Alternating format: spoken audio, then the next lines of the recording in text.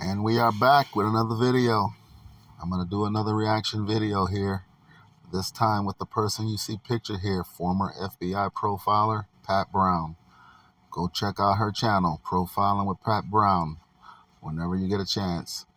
I'm going to be reacting to her video in which she's reacting to the Netflix video that came out recently. She has her doubts about what she saw in the video. She's reacting to it, and I'm going to react to what she's saying here. So let's listen to her, and we'll go from there. All right, so imagine you are not the Ramseys, but actually somebody else who came into the house and took JonBenet and took her down to the basement. Let's assume that's true. So you've waited, you crawled in the house. I'll get into how he supposedly crawled in the house, even though John Ramsey says he left all the doors open. But this guy's going to go in the backyard and pull up a grate and climb in a little tiny window. Okay. Let me stop her there. If anybody who's seen my other videos that I've made here on YouTube, I encourage everybody to go check them out so you get an idea of my theory and where I'm coming from. I am stating that the Ramseys were framed by a very clever perpetrator. Okay? So, if the perpetrator framed the Ramseys, then to me, the point of entry to this perpetrator is not as important as everybody makes it seem. For the simple fact the perpetrator is framing the Ramseys and does not want it to look like a perpetrator was even there. The perpetrator is trying to conceal the point of entry. The perpetrator is not leaving any signs of forced entry because the perpetrator, again, does not want it to appear that a perpetrator was even there. So she's kind of dwelling on it. Everybody dwells on it. Did he come through the window? Did he come through the door? The perp is framing him. The perp's going to get in one way or another. Let's continue. But anyway, he gets into the house and he waits and he waits and he waits and he waits.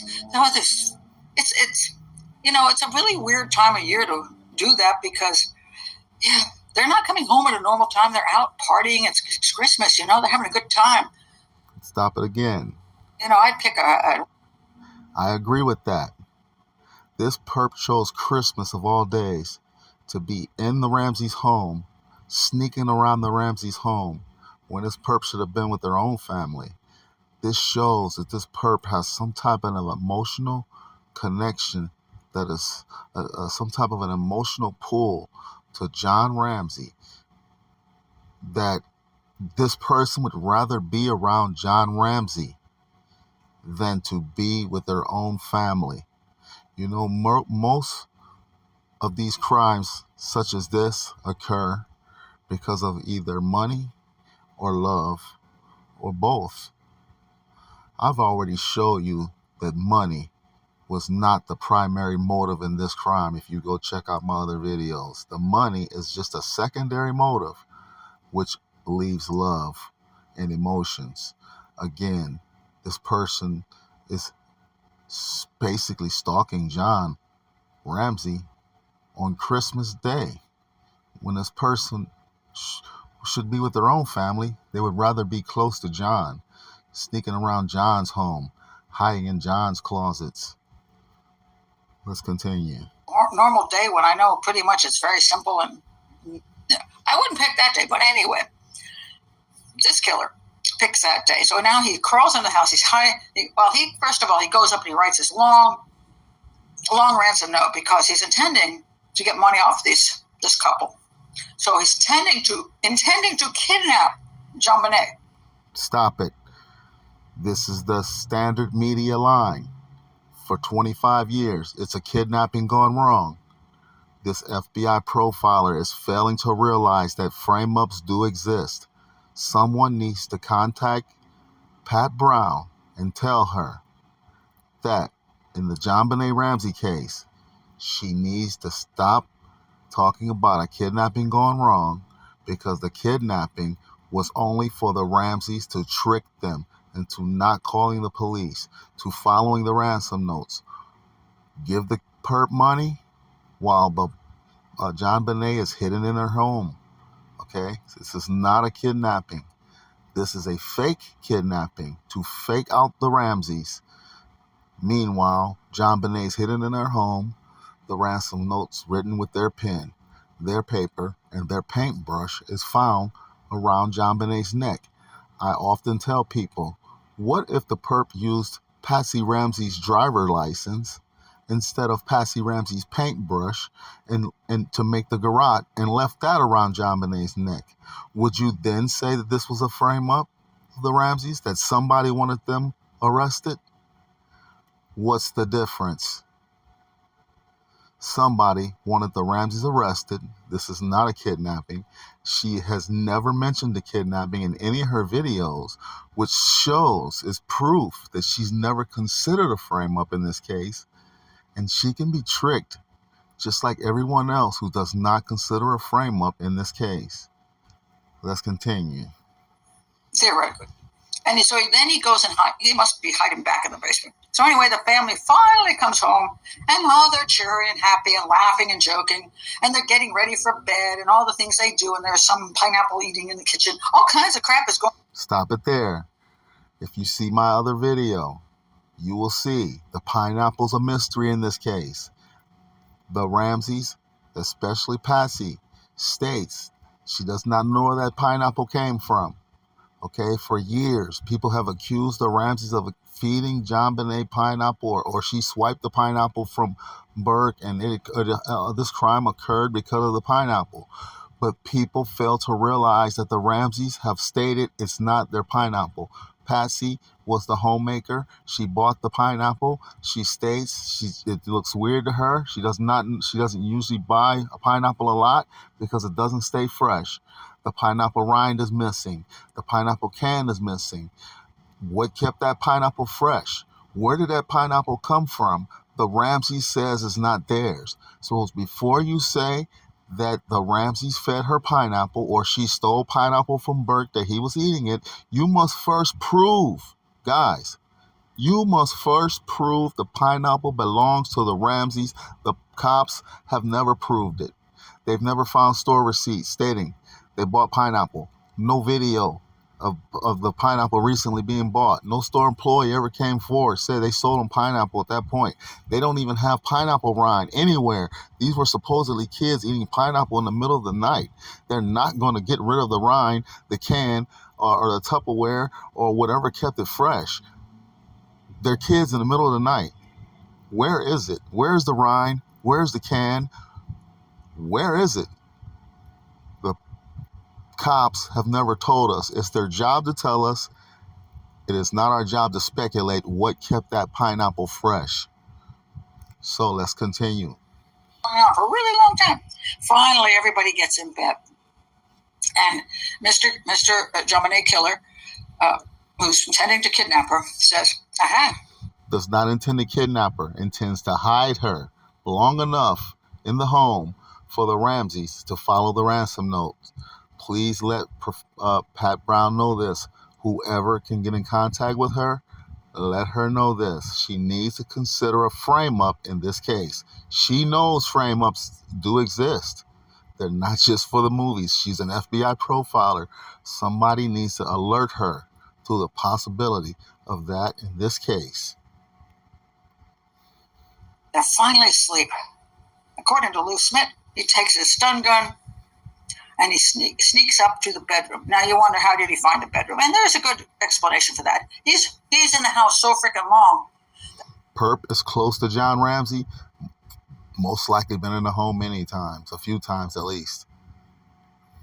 He probably could have explored every nook and cranny. I will agree that's possible, because you get bored. And so why not just go through every room? You find out where JonBenet's room is, and where the brother's room is, and where the parents' room is. You're bored. So you're going through the whole house.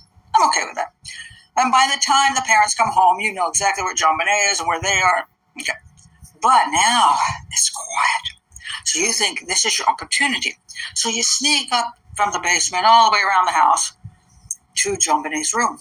You take out your stun gun, whack, whack, you knock her out.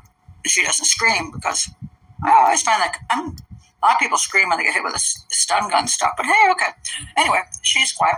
There was black tape found in her mouth. Maybe that's why she didn't scream. So then he picks her up and he carries her out and down the stairs. Now, mind you, he's supposed to be kidnapping her. No, he's not. He's hiding her, not kidnapping. It's a deadly game of hide and seek. Kidnapping. I'm sorry, but if I'm kidnapping, I'm not going to go down into the basement. Are you kidding me? She's correct. Proof that it's not a kidnapping. The place where the ransom note was found on the spiral staircase, there's a door just feet away from there. It was found open that morning before cops arrived. It was found ajar. So somebody exited that door before the cops arrived.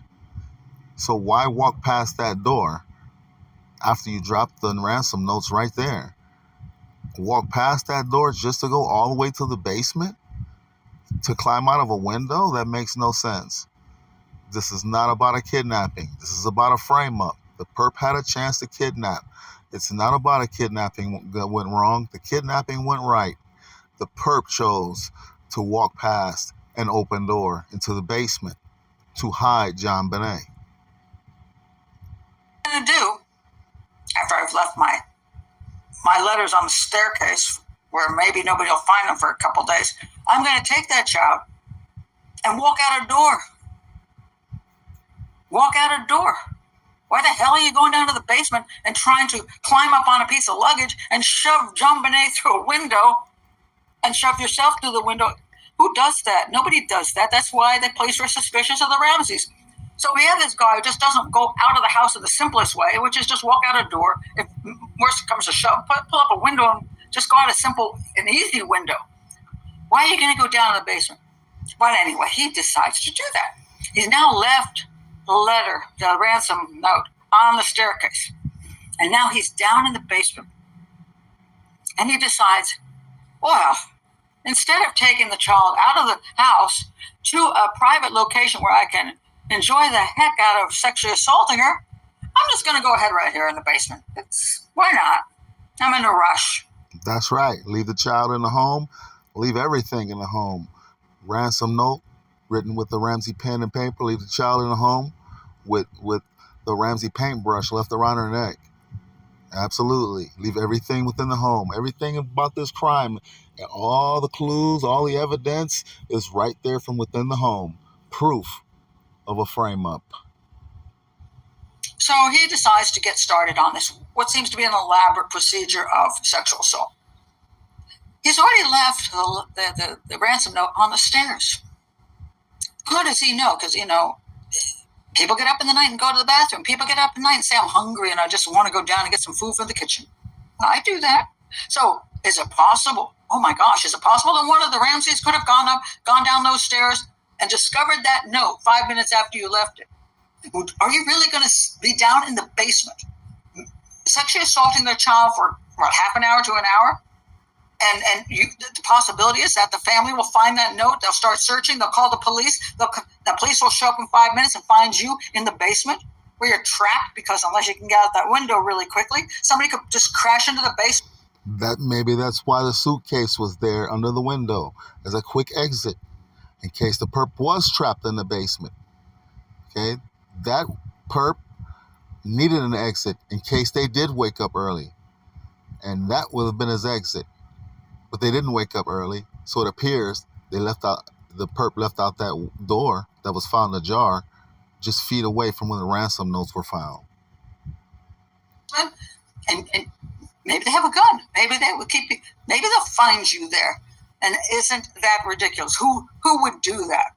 So either he's going to take the child out of the house quickly and sexually assault her elsewhere, or never at all, because he's... So, basically, profiling with Pat Brown has failed to realize that there's a possible frame-up here.